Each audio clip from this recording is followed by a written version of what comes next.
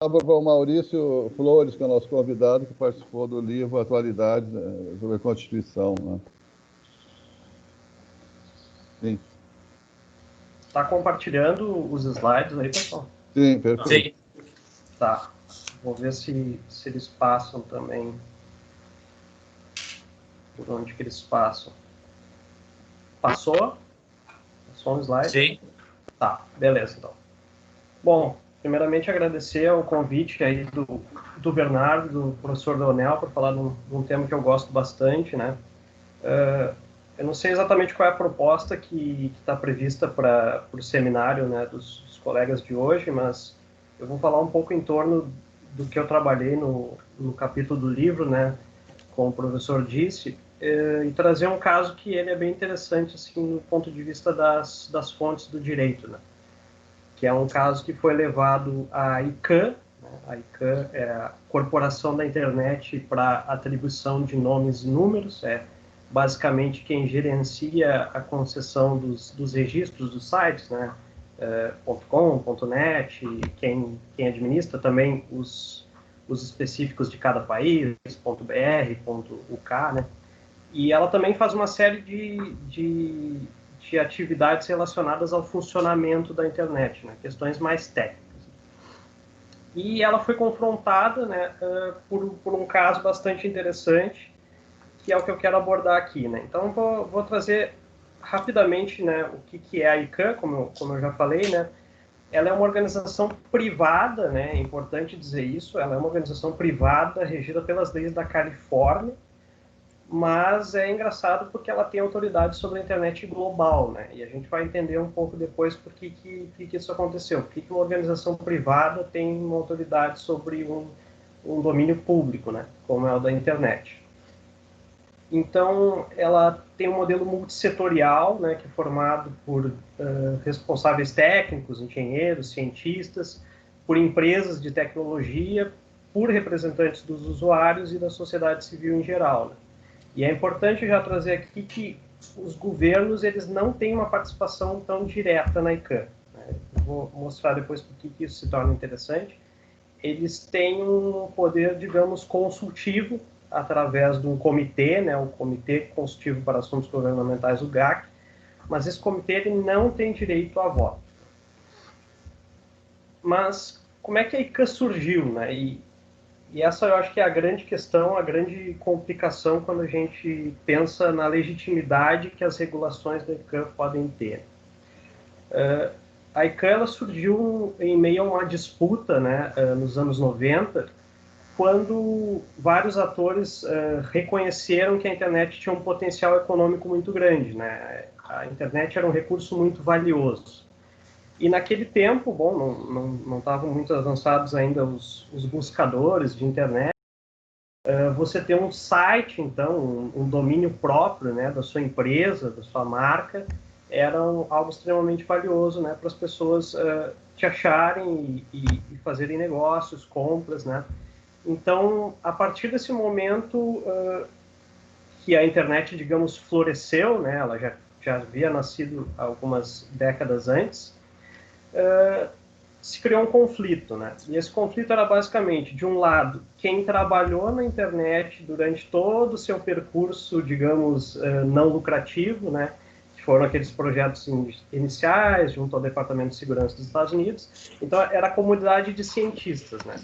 E até, assim, no início dos anos 90 era engraçado, porque todas as questões mundiais de domínio eram decididas por um cara, né? Uma pessoa só fazia tudo, né, decidia tudo, porque também não era muito complexo, né? Mas só para vocês terem uma ideia do quanto era fechado isso, né? Do quanto era uma coisa assim informal, né? Essa governança.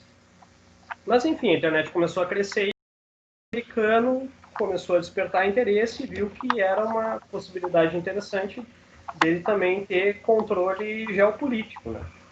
E aí se criou um conflito entre, de um lado, quem trabalhou na internet e, do outro lado, quem financiou a internet, né, que foi o governo dos Estados Unidos. O governo dos Estados Unidos, quando financiou, não sabia que a internet ia dar nisso. Né? Mas, já que deu, bom, a gente pagou por isso, a gente tem autoridade sobre ela. O que aconteceu, então, foi que esse conflito perdurou por algum tempo. Os cientistas, eles tiveram apoio de organizações multilaterais, principalmente a Organização Internacional de Telecomunicações, né, que queria assumir o controle da internet.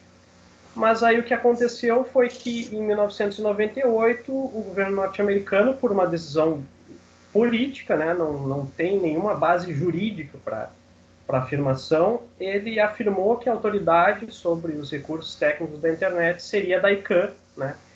Eles, na verdade, pegaram um modelo que meio que já existia, que era uma governança multissetorial bem informal, assim, né, de cientistas, empresas. Eles chegavam, bom, estamos com um problema X, vamos resolver, vamos sentar aqui numa sala, né? Era exatamente assim, né? Meia dúzia de pessoas sentarem numa sala e resolverem o problema. Então, eles fizeram uma coisa mais formalizada, mais robusta, né? Uma instituição propriamente dita, que foi a ICANN, né? E foi registrada como uma organização privada.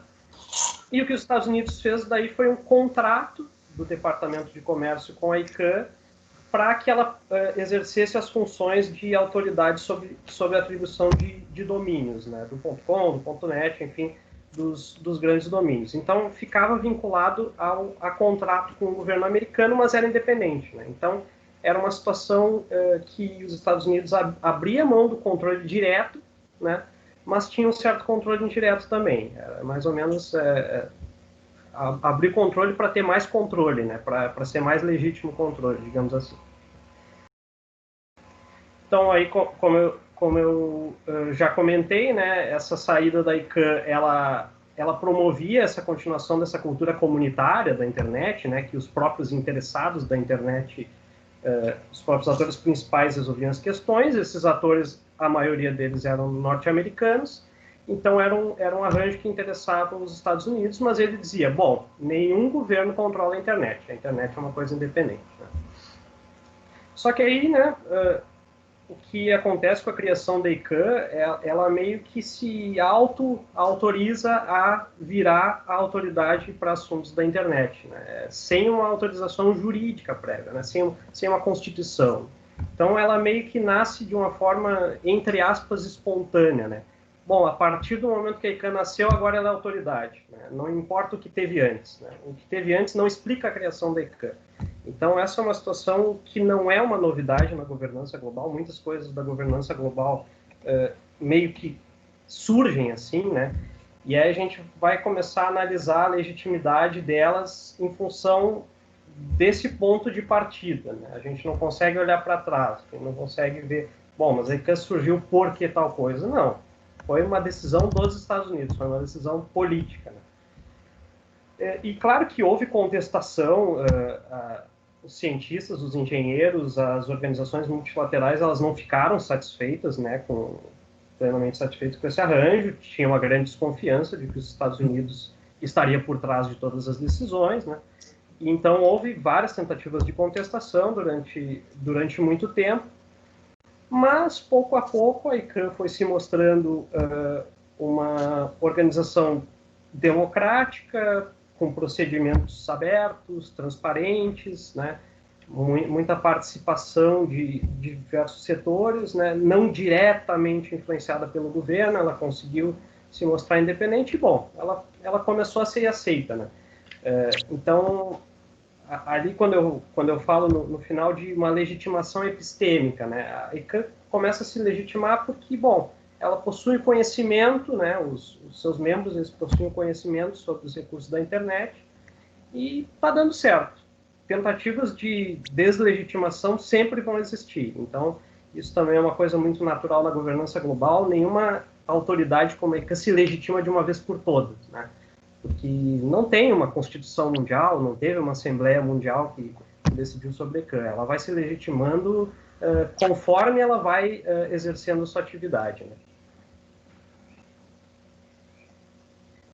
E aí a gente chega nesse caso, né, que eu fui trabalhando desde o ano passado, não tinha terminado, inclusive, ano passado, agora parece que finalmente terminou, que era sobre um domínio específico, né, o domínio .amazon. Então, a empresa, a Amazon, né, ela solicitou a ICANN o registro e a concessão desse domínio para ela, né, para ela criar sites como books.amazon, kindle.amazon, livros.amazon, né? Facilitaria o comércio eletrônico na visão deles, né? Eles solicitaram vários domínios, né? Foram 76 ao todo, mas o domínio .amazon, ele acabou criando um problema específico, né? Que a Amazon, como vocês devem saber, é Amazônia em inglês, né? E isso gerou uma reação dos governos de países da região amazônica, né? Principalmente o Brasil e Peru, que eles argumentaram que, bom, vocês não podem usar esse nome, né? Vocês não podem registrar esse domínio na região geográfica. Isso impossibilitaria que futuramente negócios turísticos do local, hotéis, pousadas, restaurantes, ou os próprios governos, eles pudessem utilizar esse domínio, né, de forma a fomentar o turismo, por exemplo, na região amazônica, né? Então, se a ICANN concedesse o registro, esse registro ficaria com a empresa Amazon. Qualquer solicitação de criar hotel do fulano de tal .amazon teria que passar pela Amazon ou pelo serviço provedor que ela contratasse, né? Então, essa é a grande discussão. E aí, a gente não pode pensar que a ICANN, né, ela é uma autoridade que só toma decisões ad hoc, né, sem base jurídica nenhuma. Não, ela constrói, né, o que o Torbner chamaria de sua própria constituição, né? Ela vai delimitando seus limites em relação às outras autoridades, né, e vai criando regras para o seu próprio funcionamento. O que aconteceu nesse caso Amazon é que nenhuma das regras que eram previstas nos documentos jurídicos da ICANN, e principalmente o que versa sobre nomes de domínio, nenhum deles trazia uma resposta para o caso. E para piorar a situação, as regras desse programa de concessão de domínios, né, que a ICANN abriu os pedidos de domínios globais, antes eles eram restritos, né, era .com, .net, .org, se eu não me engano eram 6, ela abriu, bom, vocês podem pedir os registros que vocês quiserem, né, a gente precisa ganhar dinheiro, vocês têm interesse, então vão abrir os registros. Só que, claro, nesse programa previa regiões, né, nomes de cunho geográfico ficam excluídos, né? Não dá para registrar .Brasil, né, .Europa. Só que isso dependia de uma lista de uma outra autoridade transnacional, que é a ISO, né? Que é isso que vocês devem conhecer, né? Os selos ISO 9001, né? 10.200, que é uma organização de padronização, né? De normalização. E a ISO tinha uma lista, né, com todas as regiões que não poderiam ser, que são reservadas por cunho geográfico e, portanto, na visão da ICANN, não poderia ser concedido domínio, né? E aí era o problema, porque estava incluído, por exemplo, o estado do Amazonas, né? Mas não a região amazônica, né? Não estava nem a Amazônia, e muito menos o nome em inglês, né, a Amazon.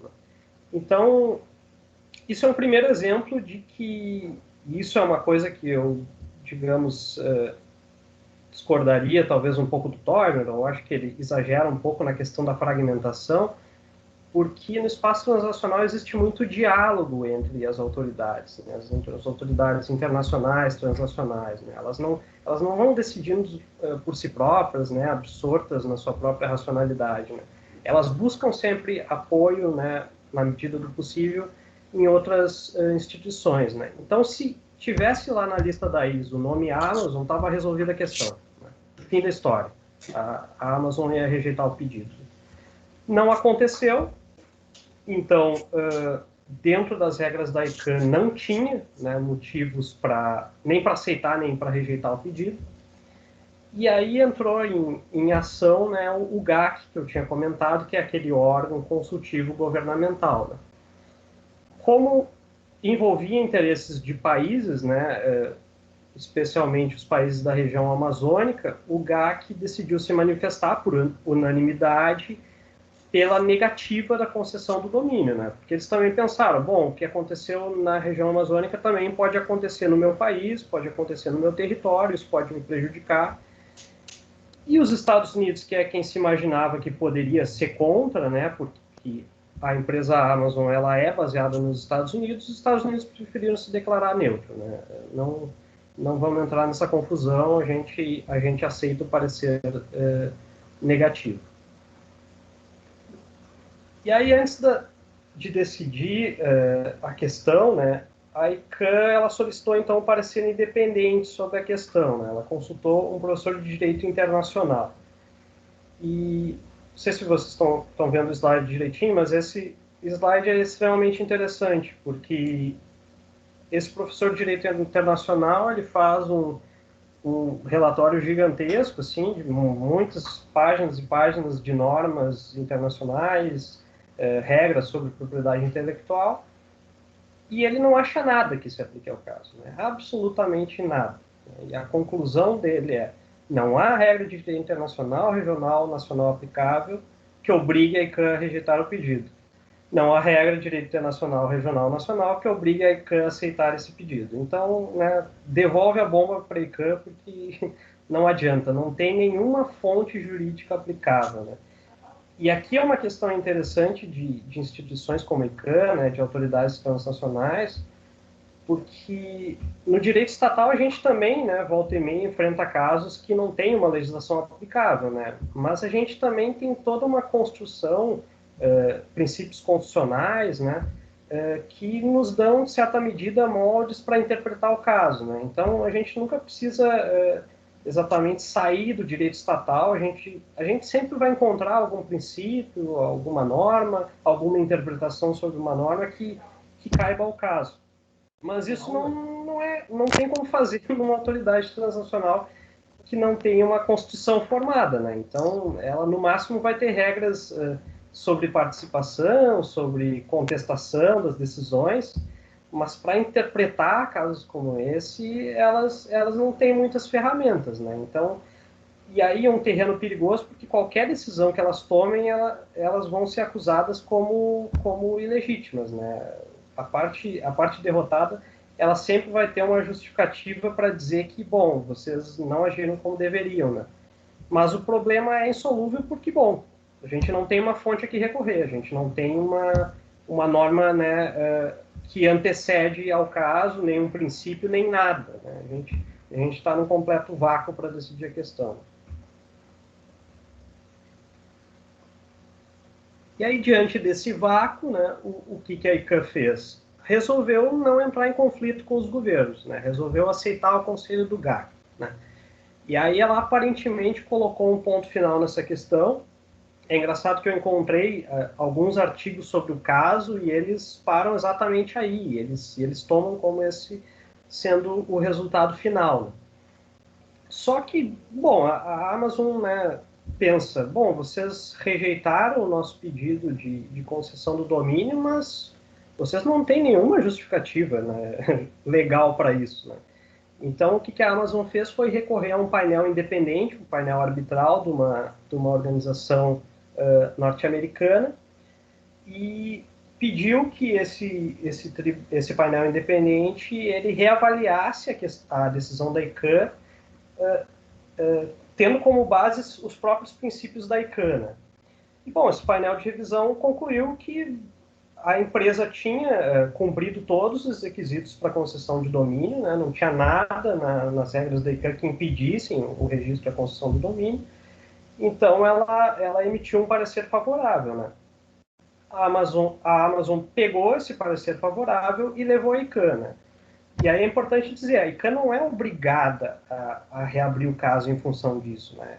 As coisas aqui não são entendidas, isso é importante, né? São redes, não são hierarquias, né?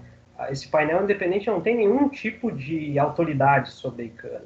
O que acontece é que a ICANN pensa, bom, eu preciso, né, que as minhas decisões sejam vistas como legítimas pelas partes.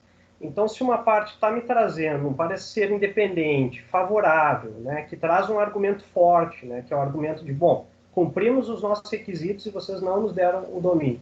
Então, a ICANN, né, digamos, se força a reabrir esse caso, né? Então, mas numa coisa assim, digamos, voluntária, né? Ela não teria por que fazer isso em função de uma regra, né? Mas também não é simplesmente porque ela quer, ela faz isso porque é importante, né? Ela precisa construir a sua legitimidade com o tempo.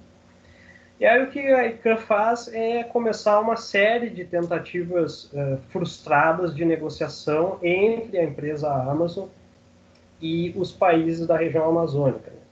E tem um caso até, em um dos anos, a Amazon fez uma proposta, né, meio que de compra, né, de barganha, de dar um monte de Kindles para os governos distribuírem, né, nas escolas e para os alunos da região amazônica. Né?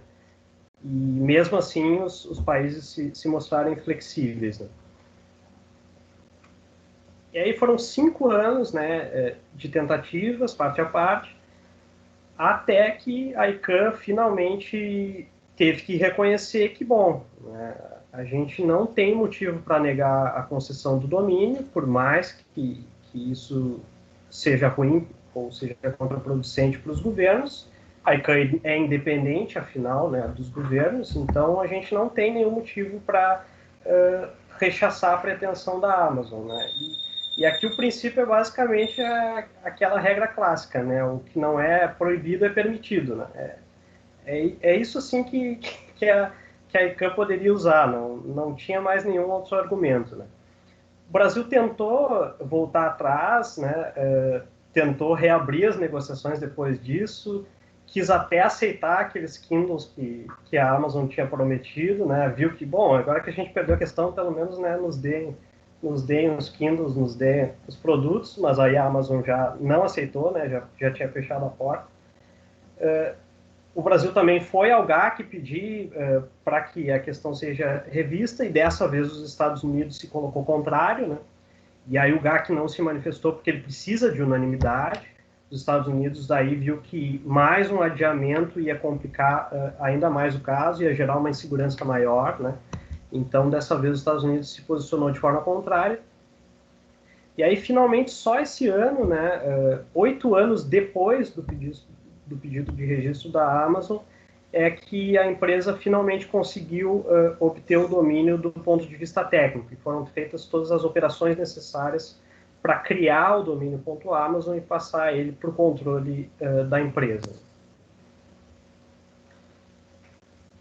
E aí, o que eu acho que esse caso mostra, assim, em termos de governança global, e também para a gente pensar problemas contemporâneos, assim, sobre relação entre legalidade e legitimidade, né? O primeiro aspecto é, digamos, pensar que a legitimidade de instituições como a ICANN ela vai ser permanentemente instável, né? Porque elas não se apoiam em regras de legitimidade formal no sentido que o direito estatal e que o direito internacional público carregam. Né? Apesar da ICANN utilizar normas de direito internacional público, a atuação dela não é explicada por essas normas. Né? Ela transcende essas normas. Né? Então, a gente não tem assim esse panorama de, bom, a gente vai ver, está na Constituição, bom, a gente vai ver, está numa decisão consensual entre Estados. Não, é uma legitimidade que, como eu já mostrei, já nasce de uma questão política, né, uma questão meio episódica, né, não foi decidido por Assembleia Mundial nenhuma, então é sempre uma legitimidade que tem que, digamos, se provar, né, ao longo do tempo, né, ao longo das decisões que ela toma. Né. Então, por isso que eu digo que ela tem que alcançar de legitimidade ao mesmo tempo em que constrói as suas próprias regulações. Né? Então, muitas vezes ela não vai ter regras, né, para resolver casos, como foi o caso Amazon. O que ela pode fazer é, depois disso, né, ter um processo de aprendizado, e é isso que eu defendo, né, na minha tese, de critérios mais robustos de legalidade, para que, bom, pelo menos se aprenda com esse tipo de situação, né? Não vai conseguir prever todos os casos, obviamente, o direito estatal também não consegue, mas a gente conseguir construir um arcabouço jurídico melhor que a gente possa usar como ferramenta para resolver os casos, né? Então, tem que ser um processo de aprendizado, casos como esse da Amazon, né? Então, nesse sentido, como tem um autor que eu gosto muito, o Michael Zirn fala, as autoridades da governança global, né, essas que não são nem de direito estatal, nem de direito internacional público, elas são reflexivas. Né? As condições de legitimidade dela estão sempre colocadas em dúvida, né? Sempre tem tentativas de deslegitimação, né? Nesse caso, por exemplo, os países poderiam deslegitimar a ICANN dizendo que, bom, ela protege só interesses empresariais norte-americanos, né? Numa primeira leitura do caso, a gente pode ser levado, inclusive, a pensar nisso, né? Bom, a governança global só favorece os grandes atores econômicos e tal, né? Quando a gente olha o caso de perto, a gente vê que não é bem assim, né? É um pouco mais complexo. Mas essas tentativas de deslegitimar uma instituição, né, uma autoridade transnacional, elas estão sempre presentes, né? Essas autoridades, elas não vão se livrar disso. A ICANN, digamos, né, tem um passado, digamos, nefasto, né? O passado dela não é democrático. O passado dela é fruto de uma decisão do governo norte-americano. Ela vai levar isso para o resto da vida, né? Então, o máximo que ela pode fazer é criar regras, procedimentos imparciais, né, o mais universais possíveis, para que a atuação dela, a partir daí, se legitime, né? Se não vai legitimar pela fonte, vai se legitimar pela atuação, né? E um outro aspecto que é interessante do caso é o que eu chamaria mais ou menos de uma legitimidade em rede, mas tem outros autores que eu descobri esse ano que falam em autoridades relativas, que é justamente essa ideia de que, bom, as autoridades, elas têm um domínio específico, né? No caso da ICANN, ela entende sobre questões técnicas da internet. Ela não está tão apta a exercer uma função jurisdicional, né? Então, ela começa a entrar em contato com outras autoridades que fazem essa função melhor que ela, né? E a ICANN, por exemplo, ela tem uma relação de longa data com a WIPO, né? A Organização Mundial de Propriedade Intelectual, os painéis arbitrais dessa organização, que normalmente tomam decisões que a ICANN sabe que não tem, digamos, né, a capacidade de tomar, né? Ela não é tão preparada para isso. E o que esses autores sugerem, né, o Ingo Vensky e a Joana Mendes, que foram os autores que cunharam esse termo, as autoridades relativas, é que isso tem que ser estimulado, né? Essa cooperação, essa coordenação, ela tem que ser estimulada, né? E isso, na minha visão, vai um pouco de encontro à visão do Toibner sobre a fragmentação, né? Às vezes ele parece dar muito de barato, assim, que cada organização cria, né, sua constituição. A ICANN vai ter uma constituição, claro, não no sentido, né, como estatal, mas no sentido de autônomo, né? E que é justamente a autonomia que vai definir o caráter constitucional dessas autoridades, né? E esses autores dizem não. Eu acho que o que pode definir o caráter constitucional é justamente a capacidade dessas autoridades cooperarem com as outras, né? Elas saberem que elas não são boas em tudo, né? Que elas são específicas, que elas executam funções determinadas, né? E não tem mal nenhum nisso, né? É possível cooperar, é possível chamar outras autoridades para o debate. Então, não sei se eu tratei de questões bem que concernem a apresentação de hoje, né? Mas estou à disposição aí para mais esclarecimentos, mas por enquanto é isso. Bom, Maurício, né? Não, muito bom, excelente apresentação, excelente. Tem tudo a ver com o que nós estamos analisando hoje, né? É exatamente o tema. Hoje, até no próprio, nós temos um capítulo do Toibner hoje que trata que chama Acesso ao Cyberspace, né? Que exatamente trata de exemplos semelhantes, né? E excelente contribuição, até para esclarecer melhor a atuação da ICANN, né? Eu acho que até dá tempo. Se alguém tiver alguma pergunta rápida a te fazer, você pode responder uma coisa. Alguém eu tenho. Pode falar. Oi, vou ligar a câmera aqui rapidinho. Oi, Maurício, obrigado pela apresentação, muito legal. Eu cheguei um pouco atrasado, então eu posso ter perdido algumas coisas. Me perdoa se a minha pergunta for estúpida. Primeiro, muito legal, parabéns pelo tema, parabéns pelo desenvolvimento do argumento, pelo que consegui pegar. Muito interessante a relação, tu mobilizar o Toibner para falar não da Whipple, mas da ICANN e essa questão da autolegitimação, embora eu não sei se foi a questão dos procedimentos de paradoxização, alguma coisa assim. A minha pergunta primeiro, é de duas partes. Primeiro, como é que tu trata o teu conceito de legitimidade, que apareceu bastante na tua fala, e segundo, como é que tu encara, assim, de modo geral mesmo, essa segunda pergunta, como é que tu encara de modo geral, assim, as disputas por reclames locais de legitimidades que não podem ser satisfeitos politicamente pela abordagem tradicional da governança global? Beleza, obrigado, Matheus. Eu vou tentar responder, eu acho que as duas perguntas em uma só. O que eu tenho trabalhado na minha tese, né, é que diante dessa impossibilidade de a gente conseguir uma legitimidade próxima à legalidade, né, voltar, digamos, para o direito estatal ou para o direito internacional público para garantir legitimidade, o que essas autoridades teriam que pensar são critérios próprios de legitimidade cada vez mais robustos, né? Basicamente, a minha tese legalidade e legitimidade não são, né, noções sinônimas, mas o que aconteceu tradicionalmente no Estado e também no direito internacional público é que a legalidade sempre fomentou a legitimidade, né? É sempre mais fácil você se legitimar quando você tem critérios mais robustos de legalidade, né?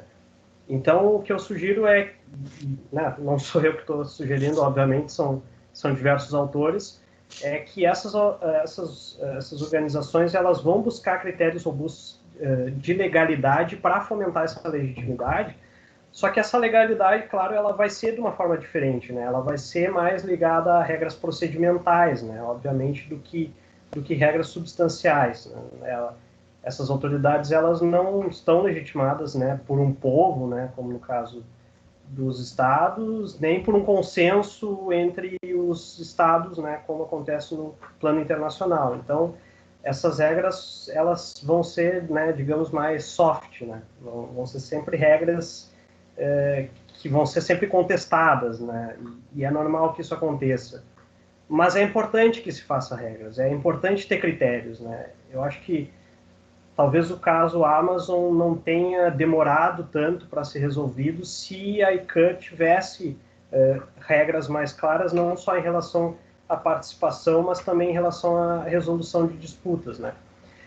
E aí que também entra essa coisa da legitimidade, né, dentro de uma rede, né, não pensado de uma forma isolada, e esse conceito de autoridade relativa. A ICANN não precisa criar, né, regras de resolução de disputa ela mesma, ela pode recorrer a outras instituições para fazer isso, né? Então ela pode, eu acho que isso é a grande, digamos, diferença que eu vejo hoje em dia entre um diagnóstico que é da governança global, que é basicamente do Michael Zurn, um dos grandes expoentes, e o Teubner. Eu acho que esse espaço de cooperação e coordenação entre as diferentes instituições transnacionais. Eu acho que o Teubner vê muito menos essa possibilidade, né? Ele vê tudo dentro dos próprios sistemas e a diferença entre as instituições é uma diferença de racionalidade, né? Não é uma diferença de normas, isso ele deixa claro, mas é um modelo de fragmentação um pouco radical, né? Pensar que, bom, são racionalidades que não se comunicam, né? Eu não sou, né, muito partidário e, aliás, a minha tese, em boa parte, é uma crítica a esse modelo da fragmentação radical, porque eu acho que tem se mostrado que há muito espaço, sim, para cooperação e coordenação dentro da governança global e, às vezes, distintas racionalidades não impedem que isso aconteça, né, essa colaboração. E em relação à tua segunda pergunta, eu acho que aí a gente acaba entrando no campo da contestação, né? É uma grande questão para a governança global, como é que a gente estabelece parâmetros para que as decisões possam ser contestadas, né? Quando você não pode participar das decisões, né? Parece cada vez mais difícil participar das decisões, né? Como é que eu vou participar de uma decisão da ICANN, por exemplo, se eu não sei nada sobre a internet, né? Se eu não entendo absolutamente nada, se eu não teria condições de dar uma opinião, né, com bases epistêmicas, né? Bom, então, que pelo menos eu possa ter um canal para contestar essas decisões, né? E eu acho que esse é o caminho que vários autores têm feito, de pensar, e aí o próprio Toynbee, né, entra nisso, né? Ele tem um textinho lá sobre o que ele chama da reformulação do princípio democrático, né? Aquilo que tange a todos é decidido por todos. Ele diz, bom, no espaço transnacional, aquilo que tange a todos pode ser contestado por todos, né? Então, a gente tem que criar canais de estabelecimento de dissenso. Então, isso é uma preocupação comum, tanto a essa bibliografia da fragmentação do Toynbee, como a da cooperação, né?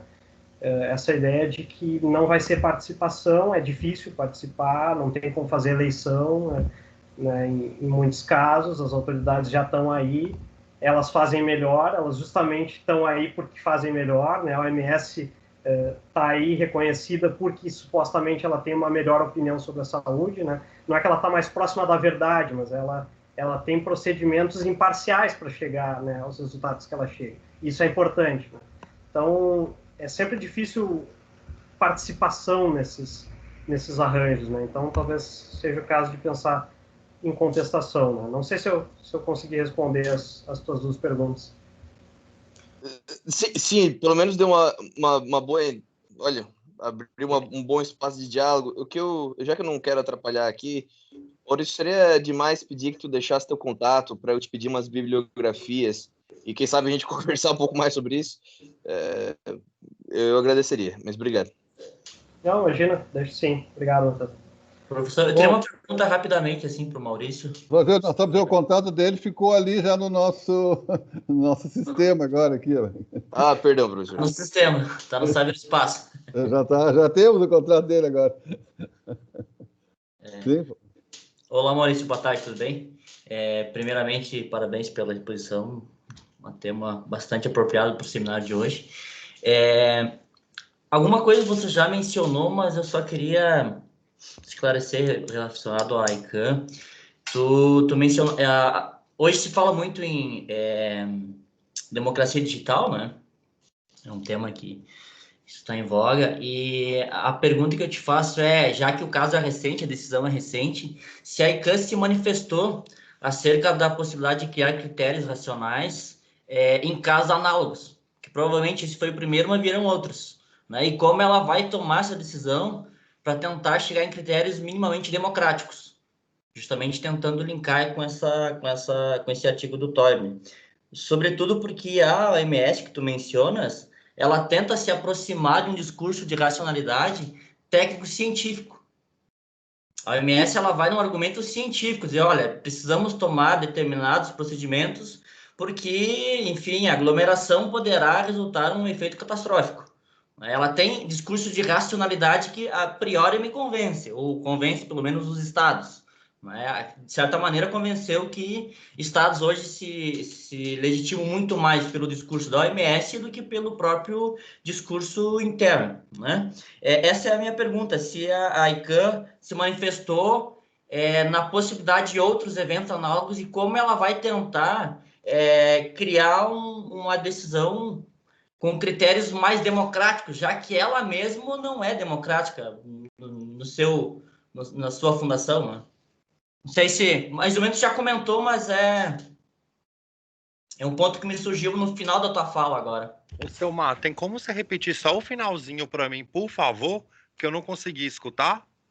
Perfeito. Eu perguntei ao Maurício se a ICANN já se manifestou, já que o caso é recente, é de julho desse ano, se ela já se manifestou em casos análogos que poderão surgir, de como ela vai criar esse discurso técnico, racional, alguns procedimentos minimamente democráticos para tentar tomar uma decisão futura, já antecipando, já que esse caso, me parece que a própria ICANN, a fundação dela não é democrática, e já que ela tenta ser, de alguma maneira, isenta aos estados, enfim, como ela vai criar esse discurso para tentar legitimar, né?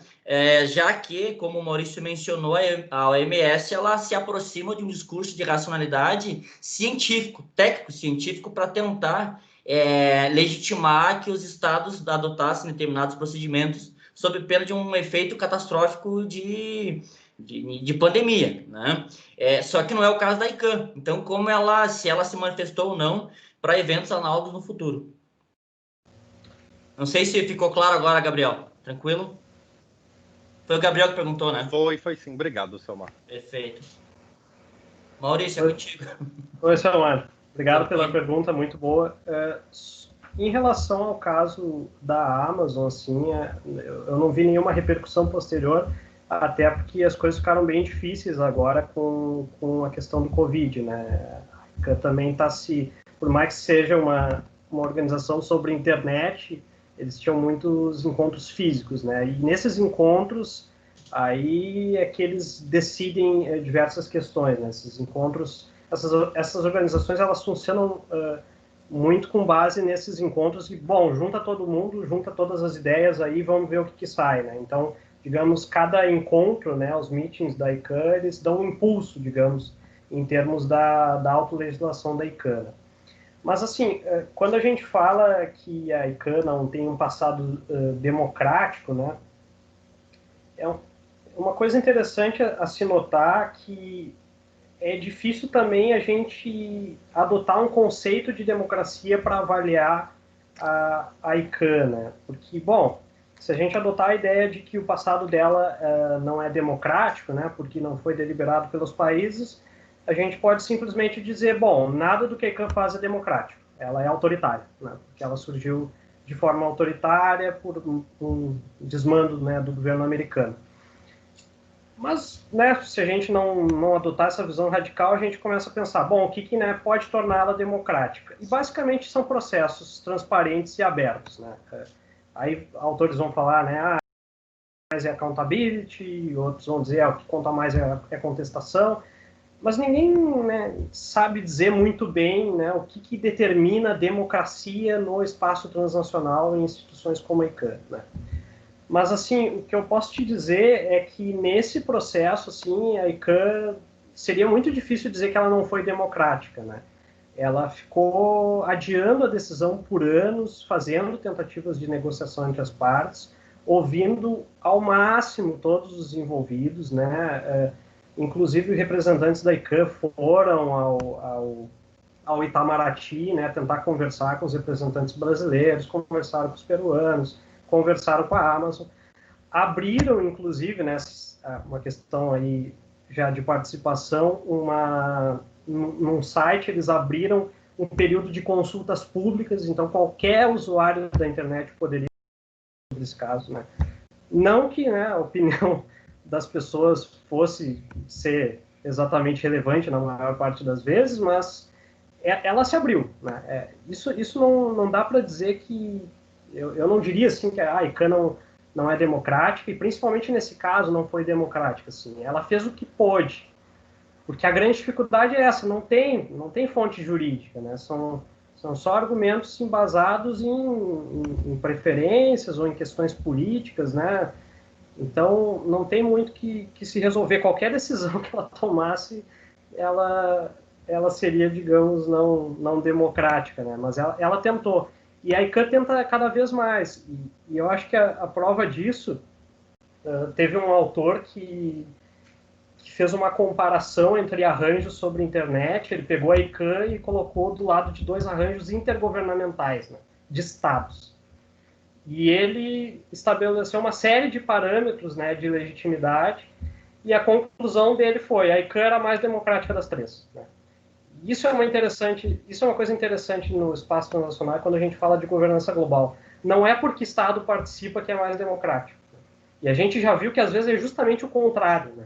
Quando o Estado tem mais poder, quando tem mais participação, ele tende a levar as coisas mais para o seu próprio interesse. Isso ameaça a legitimidade de algumas organizações, né? Então,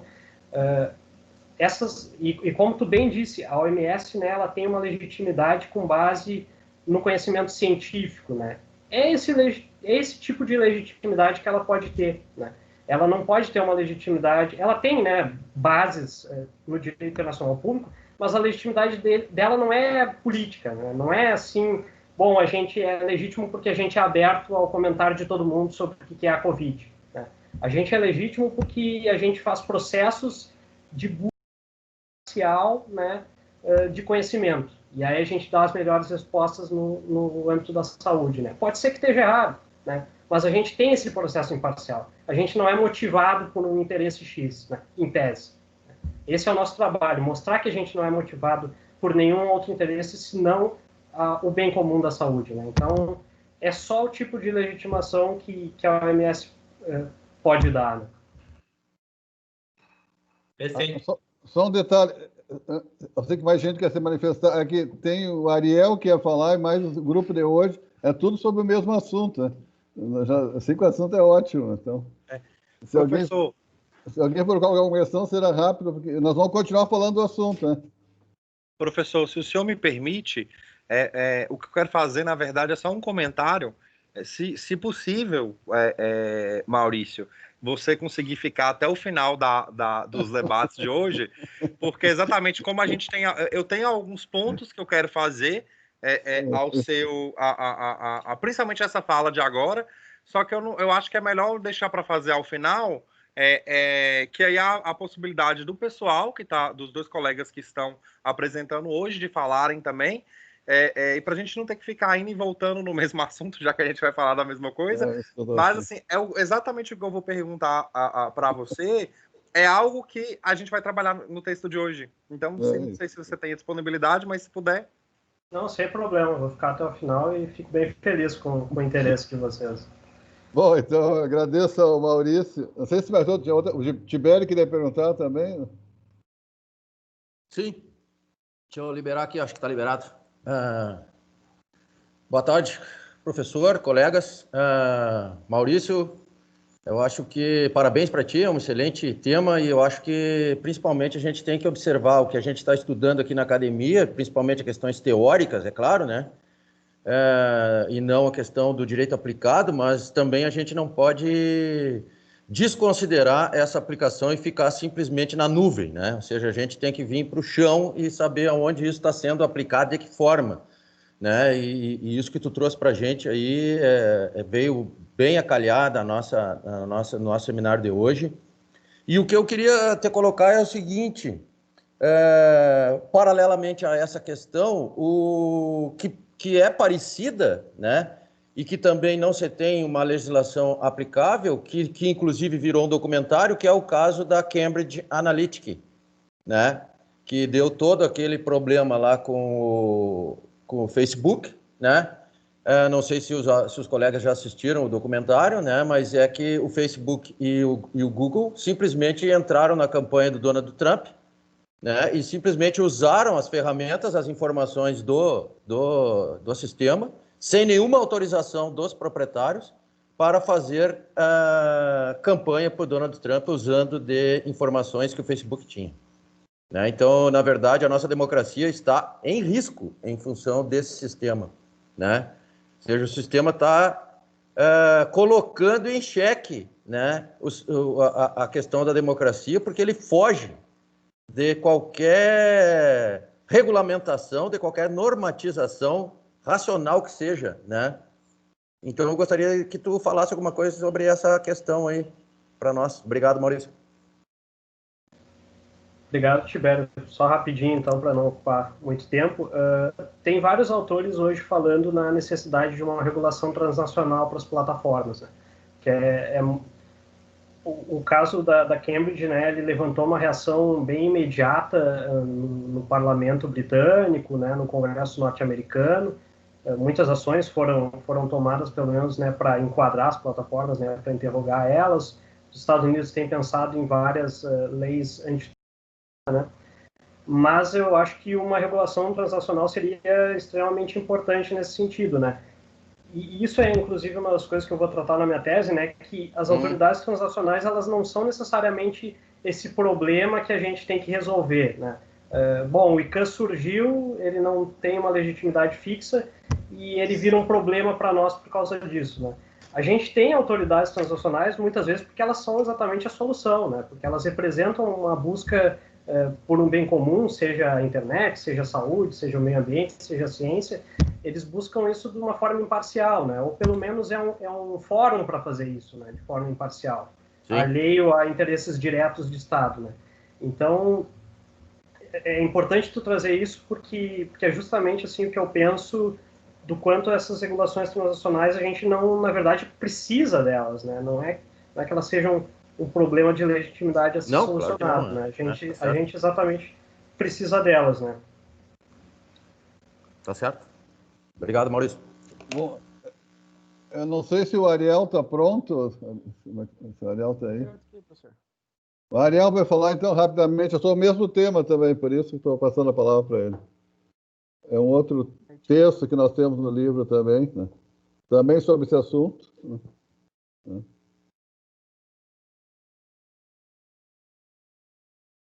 Por isso que eu estou passando a palavra para ele, porque continua.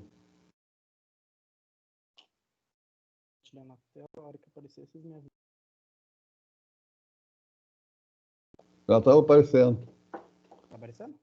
Teu áudio está um pouco baixo, Ariel. E agora? Melhorou. Tá. Bom, todo mundo vendo certinho aí? Sim.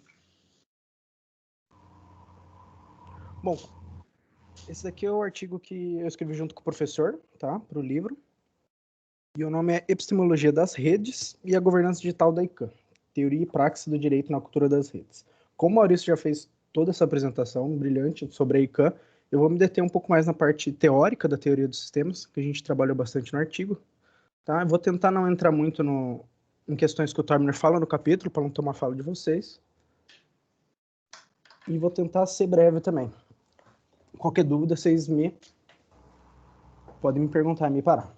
Tá?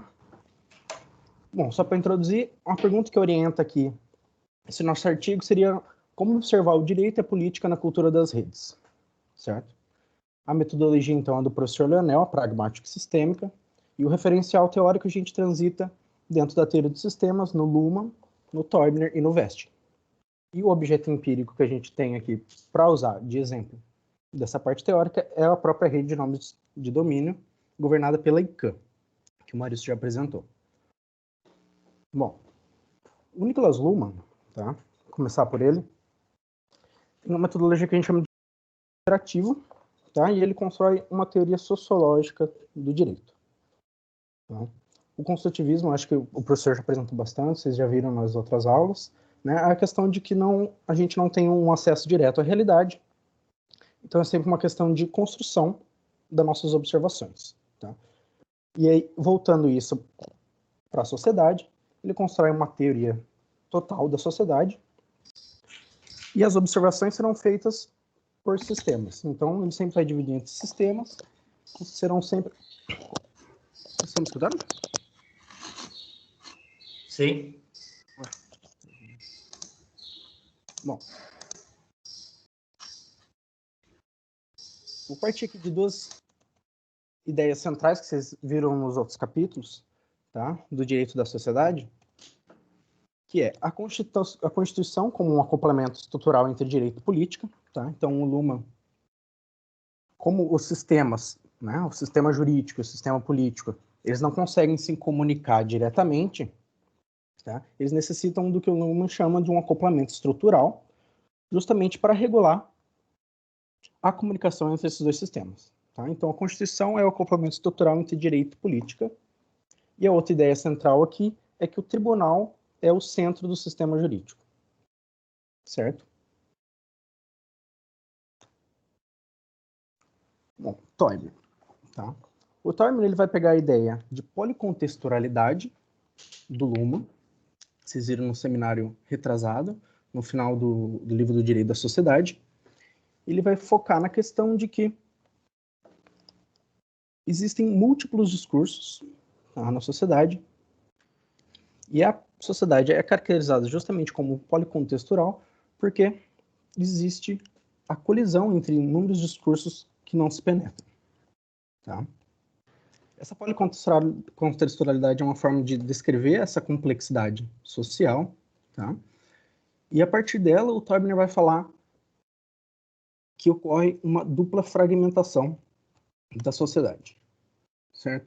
Porque os sistemas do Luhmann, então, né, que são baseados na teoria da diferenciação funcional, se o Luhmann já falava que na modernidade os sistemas eram diferenciados funcionalmente, então direito, política, economia.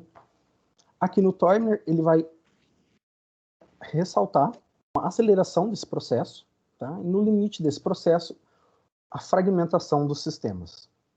Então, o próprio sistema jurídico se fragmenta em muitos subsistemas, e o próprio sistema político também se fragmenta em muitos sistemas. A questão da dupla fragmentação que ele coloca é que não só internamente há estados e nos sistemas funcionais a gente pode ver essa fragmentação em múltiplas racionalidades, mas também ocorre uma fragmentação cultural. Tá? A ideia por trás do desenvolvimento da teoria do Teubner, aqui, em relação ao Luhmann, tá? É a ideia de hiperciclo e de direito reflexivo. Tá? Luhmann, ele tem o foco na Constituição, como acompanhamento estrutural entre direito e política, e no tribunal como centro do sistema jurídico, muito no tribunal estatal. Tá? O que o Teubner vai fazer é tentar ampliar essa ideia da Constituição como um complemento estrutural entre direito e política para o panorama global e tentar olhar outros centros decisórios ao redor do mundo, como equivalentes jurisdicionais, né, do Estado, da jurisdição estatal. Mas a ideia que está por trás disso é o hiperciclo e o direito reflexivo. Então, o que o Teubner vai modificar aqui é a própria ideia de autopoiese. Tá? A ideia de autopoiese no Luhmann, né, é a autorreprodução dos elementos dos sistemas. Né? Então, o sistema ele não é só autônomo, mas ele se autorreproduz com base nos próprios elementos. Né? O que o Teubner vai fazer é construir uma forma de autopoiese gradativa. Tá? O que isso significa? Significa que a autopoiese no Luhmann ela não pode ser aplicada para ela mesma. Né? Então, a autopoiese é autopoiese. Ou o sistema é autopoético, ou o sistema não é autopoético. Certo? O que o Teubner vai fazer é falar que existe uma possibilidade de evolução da própria autopoiese. Tá? Então, ele faz isso para ressaltar que o quê? Discursos sociais e discursos jurídicos, eles podem evoluir. Então, um discurso que é social, ele pode evoluir e depois ser reconhecido como um discurso jurídico. E da mesma forma, um discurso jurídico, ele pode evoluir, como vai ser depois, para questões constitucionais. Tá? Com a ideia de constituição, que o Teubner vai trabalhar, vai ser além do acoplamento estrutural entre o direito e a política. Tá? Na ideia do constitucionalismo social, tá? A ideia é de que dá para identificar o acoplamento do direito com outros subsistemas sociais que não só a política. Então, a gente pode pensar no acoplamento entre direito e economia e pensar numa constituição econômica. E da mesma forma, aqui, a gente pode pensar no acoplamento entre o direito e a comunicação digital, certo? E pensar num constitucionalismo digital. Por quê? Né? Porque na globalização, ele fala que existem novos sujeitos constitucionais. Não é apenas o Estado que manda na política, vamos dizer assim, internacional. Hoje existem múltiplos sujeitos que vão estar concorrendo para a construção dessa política internacional, que não pode mais ser construída de uma forma única. Né? Como o Prado Maurício falou, a gente não tem uma constituição global. Né? Então a questão vai ser sempre uma questão de construção política em âmbitos específicos. Né? Primeiro, em questões de sistemas funcionais, né? Mas a constitucionalização, tá? Que o Teubner vai colocar aqui, ela ocorre em níveis. Então, não é apenas o sistema funcional que vai se constitucionalizar. Tá? Existe essa constitucionalização, esse processo de constitucionalização em regimes, em organizações e em redes. Tá? E elas sempre se interrelacionam. Então, aqui pensando na própria ICANN, né, o Teubner vai falar de uma constitucionalização da organização, tá? Mas a ICANN, como organização, ela faz parte de uma rede dos nomes de domínio e se relaciona com muitas outras organizações e cria um regime próprio, específico para os nomes de domínio. Então, são níveis de constitucionalização, certo? Então, que nem eu já tinha ressaltado, em oposição ao tribunal estatal como centro, Tá? O Torbner vai descrever esse policentrismo global. Tá? E o grande exemplo é que são tribunais arbitrais internacionais. Então, existe muitos centros decisórios ao redor do mundo que tomam a decisão em uma equivalência funcional com o tribunal estatal. Né? A grande questão dos tribunais, né, são os paradoxos decisórios. Né? Tanto para o Torbner como era para o Luhmann, tá? Por que é importante a questão da decisão? Né? Primeiro porque o Luhmann já descrevia que o direito ele é formado por decisões. Né? Então, ele é construído por decisões e ele se institui por meio de decisões. Tá? E por que decisões? Porque um direito que se autofundamenta, um direito que tem um fundamento em si próprio, né, ele possui um paradoxo de fundamentação, um paradoxo fundante. Né? Como que o direito institui o que é direito? Sendo mais técnico, né, a questão do código jurídico, direito não direito, não pode ser aplicado ao próprio direito sem que surja o paradoxo. Né? Então a pergunta de que direito tem o direito de dizer o que é direito? Né? E aí isso já remete a uma questão, por exemplo, de legitimidade, uma questão de fundamentação, mas a fundamentação é uma fundamentação própria. O que o sistema faz é transferir esses paradoxos para a própria decisão. A decisão, então, como também já se trabalhou aqui em seminários anteriores, é decidir sobre o indecidível. Então, a partir de decisões, o sistema vai tratando esses paradoxos. Por isso que é muito importante a questão da decisão e de ver os centros do sistema do direito e onde são tomadas essas decisões. Tá? Bom, um dos autores que a gente mais trabalhou nesse artigo é o Thomas West, também. Ele tem uma perspectiva um pouco diferente, mas a gente acredita que na parte de redes ele consiga avançar um pouco além do Torbner para explicar como funciona essa dinâmica de construção da normatividade, né, para usar um termo mais simples. Tá? A perspectiva do West é um pouco diferente. Ele se denomina uma perspectiva estrutural, teórico-midiática do direito. Né? O destaque dele maior vai ser para a forma como a normatividade do direito depende de um conhecimento comum, implícito, desenvolvido na praxis social. Tá? Então, ele tem a ideia de subconstitutions, subconstituições, que vai na mesma linha das constituições parciais do Torbner, tá? Só que uma especial atenção às redes. Tá? Então, ele aceita essa ideia de um policentrismo, de que a teoria do Luhmann tem que ser expandida do Tribunal Nacional para tribunais globais, certo? Mas o que ele vai destacar aqui é que o importante na questão da decisão não é só questão de resolver paradoxos decisórios.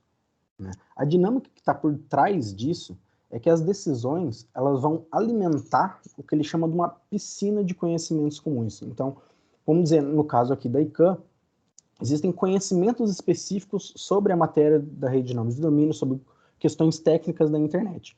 E as decisões alimentam essas piscinas de conhecimentos, e essas piscinas de conhecimentos servem de base para as próprias decisões. Então,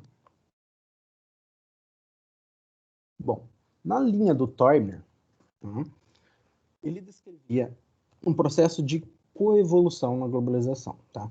Para ele falar dessa evolução, dessa constitucionalização no âmbito global, e desse acoplamento entre o direito constitucional e âmbitos parciais da sociedade para criar uma normatização constitucional, tá? Ele fala numa coevolução no sentido que é possível uma certa coordenação entre o direito e outros subsistemas sociais e outros âmbitos parciais da sociedade. Tá? Então, existe essa perspectiva de coevolução. Mas o Thomas West, na teoria da evolução, ele vai recuperar um outro conceito, tá, que vem desde Parsons, que é o conceito de pre-adaptive advances. Então, ele não quer descrever uma coevolução, mas ele quer olhar para condições gerais de possibilidade para alterações estruturais não aleatórias nos sistemas. Então, quais são as condições, alguns pontos fixos que a gente pode olhar para ver mais ou menos para onde o sistema está evoluindo. Tá? Então, ele olha retroativamente na história, tá? E coloca que os meios de comunicação podem ser entendidos como esses pre-adaptive advances. Por quê? Porque os meios de comunicação, eles não só formam um meio, tá, para a construção dos sentidos, mas eles também funcionam como uma forma de memória social.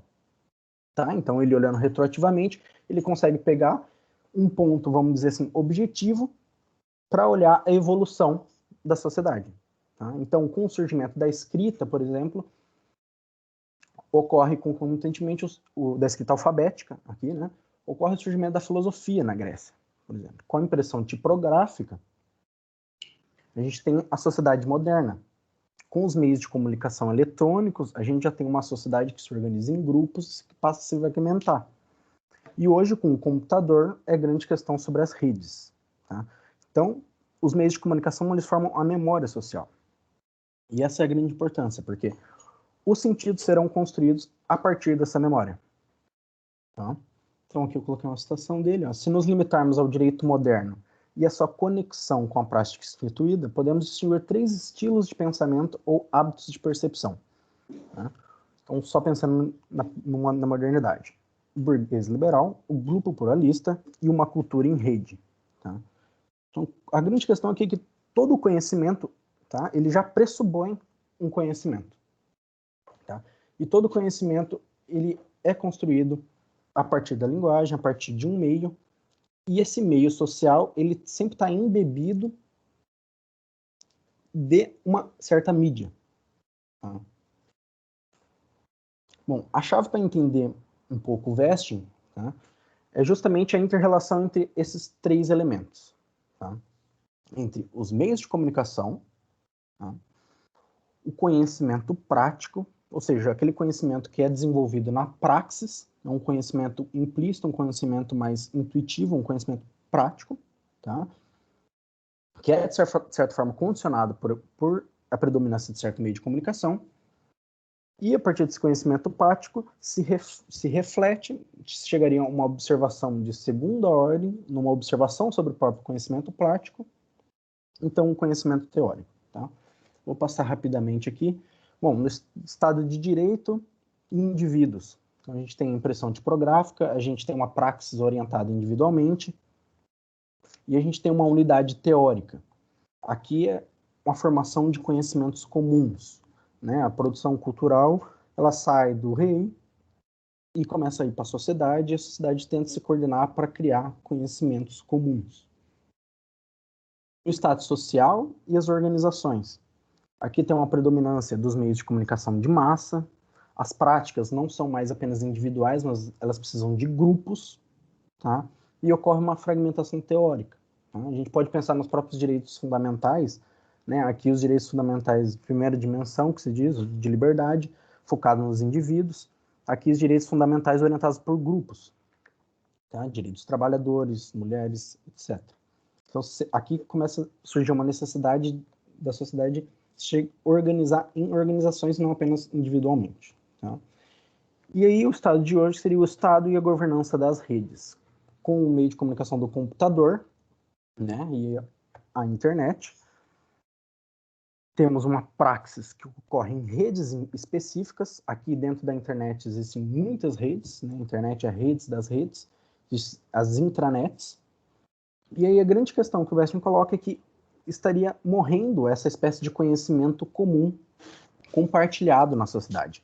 Porque o conhecimento ele é muito mais técnico e específico para redes específicas, para devidas redes. Então, aqui no caso da ICANN, ela é baseada em conhecimentos técnicos. Existem os protocolos na internet, existem inúmeras organizações internacionais que ajudam justamente na parte técnica para a organização. Certo? Então, o que o Vesting vai ressaltar? Que isso vai afetar a forma de construção do próprio direito e da política. Porque na base está um conhecimento prático, está a praxis social, que vai ser refletida no conhecimento teórico, na forma de construção jurídica e política. Então, o Estado na governança das redes, a gente fala em Revolução 4.0, que seria aqui que eu estou chamando de cultura das redes. Então, com o Estado, concorre organizações transnacionais, públicas e privadas, na organização da política, tá? E ele coloca aqui numa evolução do Estado social que eu estou falando para essa questão das redes em vez de ambientes comunitários, ancorados de forma relativamente estável, processos de produção de conhecimento tornam-se fluidos e dinâmicos. O conhecimento reunido e articulado pelos grupos é complementado por novas formas de conhecimento especializado. Tá?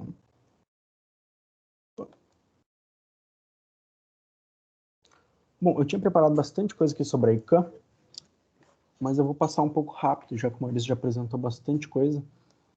Bom, a ICANN é a Corporação da Internet para Atribuição de Nomes e Números, né?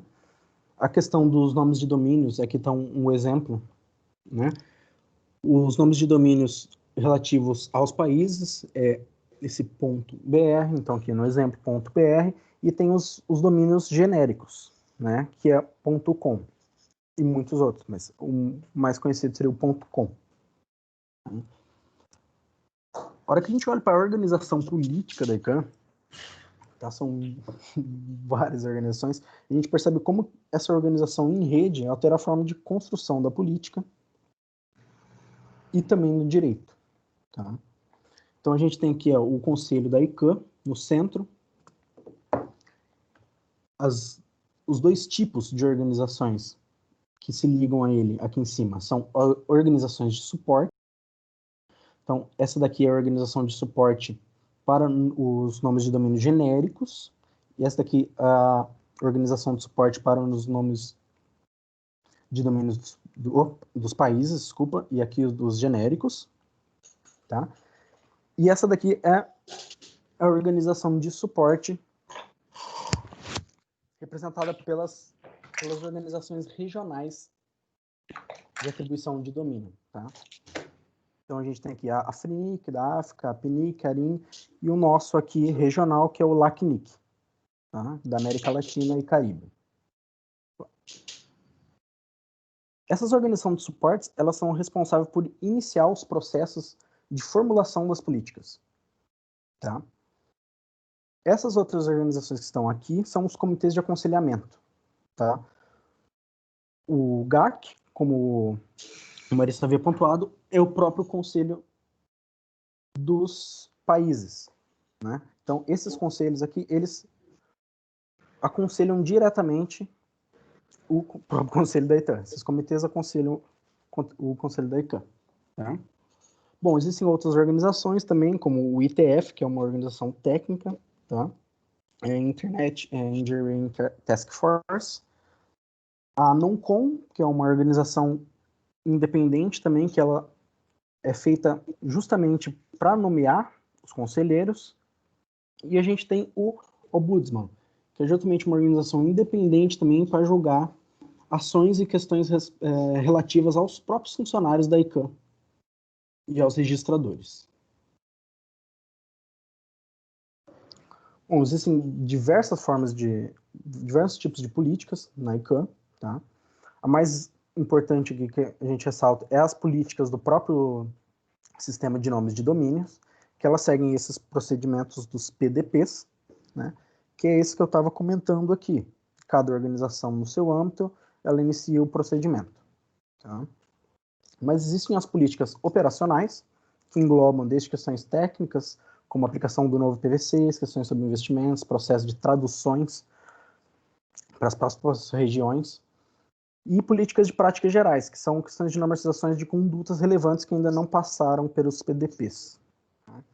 Eu não vou entrar muito nos PDPs, mas aqui seria um percurso de como é formado essas políticas, né? E a gente pode ver aqui, ó, esses sinaizinhos aqui são sempre quando eles abrem para comentários públicos, né? Os comentários públicos têm normalmente, às vezes, até um mês. Tá? Bom, por fim, a questão dos tribunais arbitrais. Que nem o Maurício estava falando, o tribunal arbitral está mais próximo da ICANN, e talvez o mais envolvido é o IPO, né? A Organização Mundial de Propriedade Intelectual. Tá? Então, o IPO vai ser o grande julgador de casos de nomes de domínio genéricos. Tá? Então, se uma empresa, se uma pessoa ela cria um nome de domínio e quer registrar na ICANN, tá? Por exemplo, que o Nike, tá? E o nome de domínio da Nike vai entrar em conflito com a marca Nike, tá? Então, vai precisar resolver esse conflito para ver quem tem o direito sobre esse domínio. Então, como ocorre esse procedimento? O reclamante vai escolher um tribunal arbitral, vai ter uma lista de painelistas, ele vai escolher entre 1 ou 3 panelistas para julgar, tá? E ele vai ter que provar que o nome de domínio é idêntico ou confusamente semelhante à sua marca comercial, né, ou uma marca de serviço, de que o reclamante possui direitos. Não possui qualquer direito ou interesses legítimos em relação ao nome de domínio e que seu nome de domínio foi registrado e está sendo usado de má fé. Tá? A grande questão aqui é que existem 2 grupos de casos, né? O primeiro caso, que é esse que eu estava descrevendo, ele se chama cybersquatting, tá? A pessoa vai lá e registra um nome de domínio, por exemplo, Nike, supondo que a Nike já não tenha registrado, né, obviamente, esse nome de domínio, e depois entra em conflito com essa marca. Os tribunais arbitrais vão decidir se esse uso desse domínio é legítimo ou não. Tá? Só que o que pode acontecer? A pessoa pode tentar se aproveitar dessa situação para arrancar dinheiro da própria empresa. Tá? Por isso que eles chamam de cybersquatting. Tá? E aqui eu só coloquei esse caso para colocar que existe uma forma de procedimento dentro da ICANN, né, no estatuto da ICANN, que é muito parecida com o que a gente tem nacionalmente da tutela de urgência, que é o que eles chamam aqui de suspension. Tá? Então, qualquer percurso que eles, dentro desse julgamento nos tribunais arbitrais sobre os nomes de domínios, você pode entrar com esse incidente, vamos dizer assim, para suspender antes de que se decida, justamente para evitar situações como essa. Tá? E o grande grupo de casos que o Teubner vai usar de exemplo, tá, para falar de uma constitucionalização no âmbito digital, é os casos com pen name sucks, tá? Que o registro de um nome de domínio vai ser parecido com certas empresas, né, como esses exemplos aqui, só que com o sufixo sucks. Então, nikesucks.com, airfrancesucks.com, né? Então, basicamente, um xingamento, né? Sucks. E aí? Seria amparado por uma liberdade de expressão? As pessoas poderiam pegar esses domínios, registrar com um nome muito parecido para se manifestar contra certas práticas das empresas? Ou é um uso de má fé dessa marca com fins econômicos? Né? A grande questão técnica, há uma confusão entre os nomes de domínio ou não? Né? A gente que tem decisões para os 2 lados nos tribunais arbitrais. Tá? Uns dizem que há confusão de nomes de domínio, tá? E que então haveria uma lesão e um uso de má-fé com fins econômicos. Mas a maioria dos casos que vem se decidindo já há algum tempo acaba sendo por reconhecer que esse tipo de registro de nome de domínio está amparado pela liberdade de expressão e que esse sufixo sucks, né, já dá para perceber que é uma manifestação contra a empresa, para se manifestar contra a prática das empresas, então estaria amparado pela liberdade de expressão. O que o Teubner vai usar aqui é, bom, tribunais arbitrais no âmbito da internet, na rede de nomes de domínios da ICANN, estão reconhecendo direitos fundamentais. Se você vai analisar a fundamentação dessas decisões, elas não se fundamentam em tratados internacionais, não se fundamentam em constituições nacionais, elas vão se fundamentar no próprio estatuto da ICANN, vão se fundamentar em próprias decisões anteriores. Então ele fala, bom, é uma normatização própria que está sendo construída nessa rede específica e é uma normatização que está evoluindo para questões constitucionais. A grande questão do constitucionalismo aqui, né, é que é uma semântica que sempre foi orientada ao quê? Ao controle de poder e à defesa de direitos fundamentais. Né? Então, pensar no constitucionalismo de organizações, de regimes e redes, né, a pretensão do Teubner é justamente fazer com que, na substituição da política institucionalizada formalmente para essas políticas construídas em âmbitos próprios, muito perto de conhecimentos técnicos, muito perto em âmbitos privados, tá? as normas não sejam, vamos dizer, corrompidas por interesses particulares. Então, a questão do constitucionalismo aqui é justamente pensar a constitucionalização para fazer essa regulação entre o direito, né, entre o direito constitucional, entre a proteção de direitos fundamentais e o controle, que não é só do poder político, né, o controle que agora é num poder que está espalhado em diversos âmbitos sociais fragmentados. Então, são poderes econômicos, vamos dizer assim, são poderes dentro da saúde, são poderes dentro de redes construídas de formas diferentes. Bom, eu acabei passando um pouco rápido, mas era basicamente isso. Estou disponível. Acho que o Tibério já tem uma pergunta, até. Eu acho que era só continuou com a mão levantada, professor. Tá. Bom, Ariel, muito bom, eu gostei bastante. Acho que esclareceu mais algumas coisas sobre o nosso tema. Não sei se alguém tem alguma pergunta, porque tem um grupo para apresentar em seguida, mas alguma pergunta, acho que ele pode responder ainda, não sei se alguém tem. Professor, eu tenho apenas um questionamento para o Ariel, mas é bem no intuito de ilustrar uma questão que eu estava lendo o livro e meio que me trouxe esse questionamento. Posso fazer?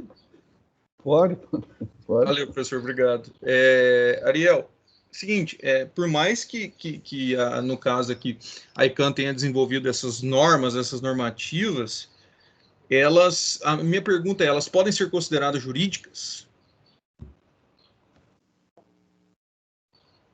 Certo. Bom, a questão aqui, vou responder dentro da própria teoria dos sistemas, tá? A gente não vê mais o direito como uma questão hierárquica, certo? Então, as grandes perguntas sobre como a gente pode reconhecer algo como direito ou não, tá? Sempre foram respondidas numa questão hierárquica. Ou seja, tem uma norma superior, uma norma de reconhecimento, por exemplo, no Hart, tem uma norma fundamental que vai dizer que isso é direito ou não, certo? Aqui para o Luma, o sistema de direito está organizado de uma forma heterárquica, tá? Então, a questão da Constituição, ela é um acoplamento entre direito e política. Ela não está no ápice, fundamentando todo o sistema, tá? Ela está regulando a relação entre direito e política, tá? O reconhecimento de uma norma como jurídica ou não jurídica, tá, vai ser construída por decisões, tá, nos tribunais. Justamente porque são os tribunais que vão resolver a questão do paradoxo de fundamentação do sistema, né? O que o Torbner vai colocar é que existem outros centros decisórios, então existem outros centros de tomadas de decisões que vão fazer esse papel do tribunal estatal e que vão fazer essa construção jurídica, né? Se você for ver só no site da própria ICANN, essas decisões dos tribunais arbitrais são questões administrativas, tá? A jurisdição da ICANN é uma jurisdição concorrente. Por exemplo, você pode depois pleitear dentro de um país, você pode pleitear em outros tribunais arbitrais. Só que o grande problema vai ser que quem vai executar vai ser a própria ICANN, né? Então, é complicado. Não sei se respondi mais ou menos. Porque justamente esse é o ponto que eu queria desenvolver numa possível tese, numa possível questão, né? É justamente contestando essa indeterminação, sabe? Se é jurídico ou não, isso importa, né? De alguma forma para os regimes de governança global, né? Porque o próprio Torbner, estou tentando achar aqui no livro o momento que ele fala, ele diz, olha, se é jurídico ou não, isso não tem... A normativa existe. A normativa está sendo realizada e está sendo observada. Então, por exemplo, essa questão de se é jurídico não rompe com aquele tradicionalismo, né, de interpretar o direito a partir de uma regulamentação estatal e tal, né? Sempre essa... Mas a ideia de ser jurídico ou não é que reflete uma indeterminação dessas normas, né, dessas normativas. Na questão, essa indeterminação é que possibilita a existência dessas normativas, sabe? Então é isso que eu estava tentando pensar e tal, não sei se é possível, não sei se você concorda e tal. Sim, a questão da normatização jurídica ela vai estar muito mais próxima daquilo que é desenvolvido nas práticas sociais, né? A concepção de direito reflexivo do Torbner, né? Ele fala que direito reflexivo a gente pode falar quando o direito ele se reconhece como um sistema autopoético, tá? E ele se identifica no mundo de sistemas autopoéticos. E aí ele fala do aumento de uma responsabilidade social nessas normatizações, tá? Não por elas entenderem melhor a sociedade, mas por elas estar mais próximas e aproveitar essas comunicações e essas formas de normatizações sociais. Então, realmente fica muito mais próximo, fica muito mais difícil de diferenciar o que seria uma normatização social de uma normatização jurídica, tá? Mas eu acho que o grande ponto aqui é a tomada de decisão. A gente consegue ver uma construção de tomada de decisões, uma certa história já de decisões, eu já conseguiria reconhecer como jurídico isso. Aqui, eu achei a parte aqui no livro, a página 101 do Fragmentos Constitucionais, ele diz assim: mas sendo ou não direito, os códigos internos das empresas são para os atores envolvidos imediatamente vinculantes, dotados de sanções eficazes, as quais são aplicadas por departamentos de compliance instituídos por essa finalidade. Né? Ou seja, realmente a questão da decisão que você comentou, né? Mas não importa a questão jurídica, se é ou não jurídica, né? É essa indeterminação que eu queria colocar, entendeu? Como sendo importante, sim. Né? Então, e aí, olha para você ver que ele adianta, essas fundamentam sua validade a partir de uma vinculação independente entre normas primárias e secundárias no mundo do private ordering, formam um sistema fechado não estatal de validade normativa, o qual é em si hierarquicamente elaborado. O que eu queria dizer é que justamente o que garante a possibilidade da decisão é essa indeterminação, entendeu? É isso que é a ideia, é essa que é a...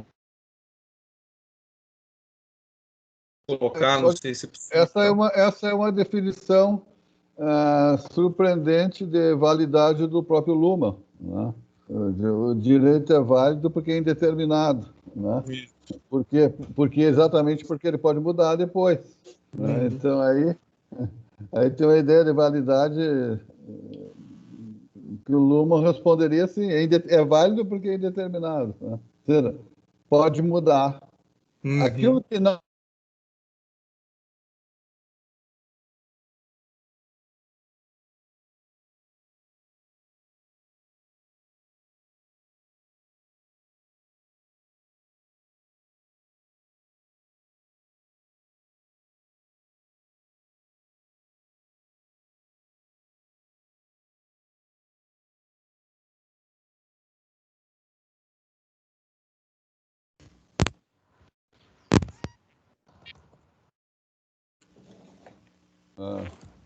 Professor, me perdoa, eu acho que eu caí aqui, é que tá chovendo demais aqui. Houve alguma coisa... Bom, não, também... Caiu todo mundo, eu acho. Aqui também.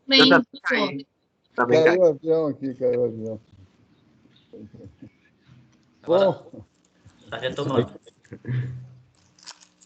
é bom para ter... Isso chama gatilho, né? Esse gatilho aí nos coloca na realidade, né? Sim. Que é que estamos sozinhos.